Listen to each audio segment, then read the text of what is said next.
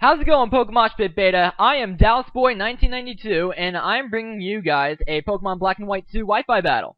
In this battle, I'm playing a little bit of an OU match versus CharizardTakesFlight, and I kind of ran into him on the Smogon Wi-Fi Battle Finder, and I made this team just to try to test out Garchomp, because at the time of me having this battle and narrating it, since I pretty much just had this battle, Garchomp was allowed with rough skin for a little suspect testing, so I was like, hey, why the heck not? I'll try it out.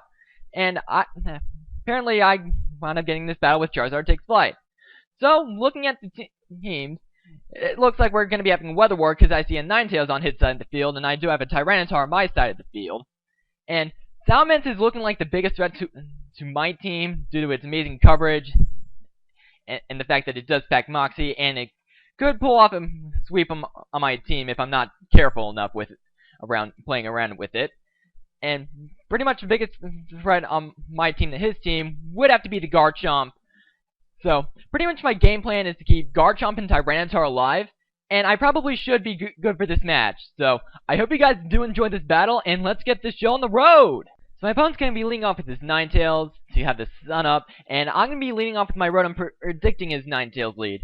And knowing that he might want to keep his Ninetales around to have the sun up for as long as my Tyranitar is still alive, I just go for the Volt Switch, predicting in the switch, and then go out into my Tyranitar to set up the sand on my side. But he actually makes an excellent prediction on his end, and goes for the Will-O-Wisp, completely crippling my Tyranitar. But this Tyranitar does carry the Ice Beam, which is pretty much the only move that isn't crippled. And I do carry the Ice Beam for stuff like Gliscor and whatnot. And I kind of know that he's going to want to switch out here, so I do go for the Pursuit. And out comes Breloom after that Pursuit, which did a very, very pitiful amount of damage. But then again, I am burnt. And here he makes another good prediction, as I do send out my Landorus Therian, trying to get off the Intimidate, predicting the Bullet Seed, and he actually spores me and puts my Landorus Therian form to sleep. And this is also going to give him a free switch in with Salamence, knowing that my Landorus is asleep for one guaranteed turn. And here he's going to be going for the Fire Blast, predicting me to switch out into something. But I'm actually going to be staying in and trying to go for the Stone Edge. But unfortunately for that turn, I am still asleep, and Salamence is pretty much here to stay still. But now comes Fortress as I wake up and finally get off that Stone Edge. And that does a pitiful amount, and that's actually going to be forcing me to switch out into Rotom as I do right now. And he actually makes another good prediction on his end and goes for the Volt Switch, predicting me to switch, knowing how pitiful that damage was. And here, I'm gonna have to try to be a little bit more careful with my moves, knowing his playstyle. And after this Ninetales sets up the Sun once more, my opponent's gonna make another good prediction and goes for the Protect, and trying to scout out what move I'm gonna lock myself into, apparently. And he sees Hydro Pump, which means that he's gonna be switching into his Breloom. But I'm actually an Expert Belted variant of Rotom Wash, and I actually go for the Volt Switch, where I probably could have gone for the HP Fire, but hindsight's kind of 20/20. But now I'm going to be sending out my Scizor to threaten out this Breloom a little bit with a Bullet Punch. But I'm actually going to be going for the Superpower, predicting Heatran to come in. But he sends out his Fortress, which was another pretty good move, because Heatran's pretty much still here to stay and can set up rocks. And I still don't know what type of Heatran it is. But now I'm going to be switching out into my Rotom Wash once more, and he actually goes for a double switch and brings in his Infernape, which he then withdraws, knowing that this isn't the best matchup for Infernape, and brings in Heatran to smudge a Hydro Pump. And I'm pretty much confirming that this is a specially defensive Heatran by the way Heatran took this Volt Switch. And I'm going to be going out into my Neanderus, aka Landorus Therian, to try to threaten the Heatran out with an Earthquake. But I do go for the Stone Edge, predicting Salamence to come in, and this actually causes him to set up his rocks. I definitely should have went for the Earthquake there, but like I said earlier, hindsight is 20/20. But now he's going to be switching out his Heatran into Fortress, as I do go for the Earthquake, and it's doing a pretty good chunk where I can kind of 3-hit KO it with Earthquake. And I believe right here, after I go for this second Earthquake, he's going to be setting up a layer of spikes, and that's pretty much the only hazard this fortress is going to be setting up, as I am going to connect a Stone Edge on this next turn, trying to switch up moves and maybe catching the Salamence on the switch. And I actually do get a crit, which probably didn't matter from that range of health that the fortress is at, but it does give him a free switch into his Infernape. And I'm thinking that he's probably going to be going for the HP Ice, but he actually snipes my Bronzong. He goes for a Fire Blast and takes it straight out. But this actually gives me the opportunity to see what his item is, and I see Life Orb, which gives me the opportunity to send in my Garchomp in and try to go for a Stone Edge on the Salamence, predicting the Earthquake, but Heat Rain comes in and takes the Stone Edge nicely. And in fact, it actually takes two Stone Edges nicely without getting 2-hit KO'd. But then I see Hidden Power, and I'm panicking for my life here, thinking that I lost it right there. But it actually turns out to be running Grass, and then he goes for the Protect as he pretty much confirms with that third Stone Edge that I am a Choice Scarf variant of Garchomp. And now I know that the Lava Plume is coming, so I'm gonna be bringing in my Tyranitar to sponge a Lava Plume, knowing that it's already burnt, and it's pretty much the best thing to take a Lava Plume from anything at this point.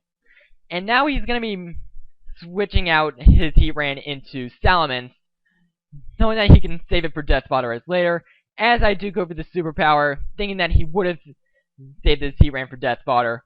But apparently I was wrong there, and Superpower does a pitiful amount to this Salamence because resisted hit and the fact that I am burned.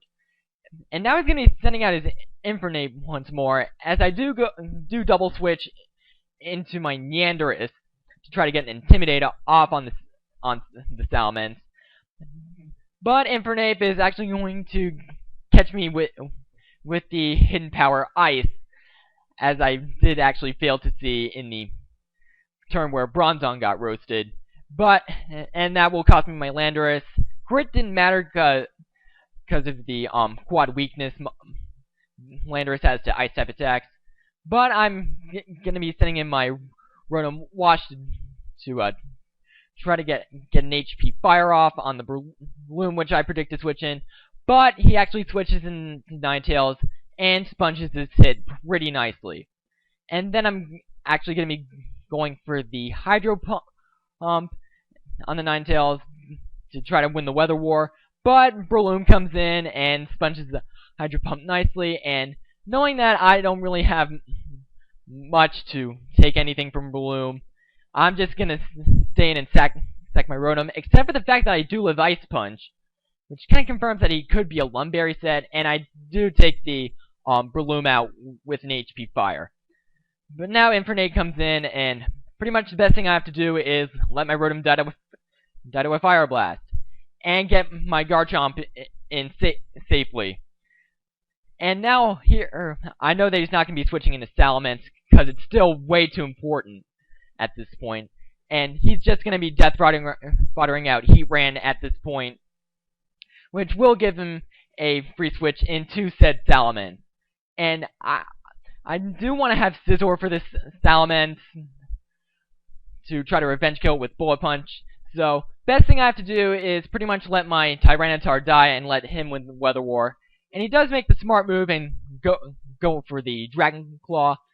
And I actually think that this Salamence is Scarfed. Not seeing any, because I don't see any Life Orb damage. But now I'm going to be sending out my Scizor to try to revenge kill this Salamence. But he's going to be sending out his Ninetales to resist said Bullet Punch. And looking at this damage that Bullet Punch did, that is probably looking like a pretty good 2-hit KO from this range. Except for the fact that I do go for the Bullet Punch right here, and he just lives the hit. And I'm actually thinking that that's min damage, and that's going to be coming into play as he does go for the Will-O-Wisp. And now, from this point on, I cannot KO the Salamence with a Bullet Punch.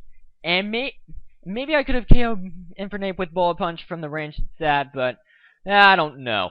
But now out comes Salamence to take a Bullet Punch, and I'm thinking that's also a 2-hit KO, despite the fact that I am burned. And he just locks himself in that rage. I survive with 23 after the burn, and here I go for the Bullet Punch again, and he just lives out it too. And Scizor is just getting some low damage rolls, and he's living up to his nickname. But this does give me the opportunity to send in my Garchomp one last time, since it is my last Pokemon. And here I make a facepalm worthy mistake here. I go for the Aqua Tail, thinking that after 2 hits, Salamence and Infernape would be KO'd. And this bites me in the butt big time, as you will see in the next turn. I go for the Aqua Tail, and I hit Infernape, and he just lives the hit, and takes my Garchomp out with an HP Ice. But thanks to the fact that he does have Life Orb, he will be going down to his own Life Orb recoil, and that will be a very, very good game.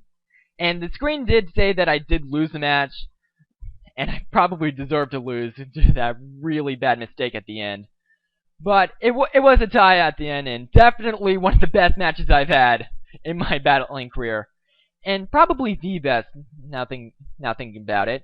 But if you did enjoy this battle and the narration, you are free to check me out at my own channel. My link will be in the description, and hopefully my opponent's link will be in the description too. And I advise you guys to check him out. He gave me the matchup of a lifetime, and CharizardTakesFlight, thank you for the brilliant match. It was amazing. So, guys, rate, comment, sub, and I will see you guys around whenever I see you around. Bye!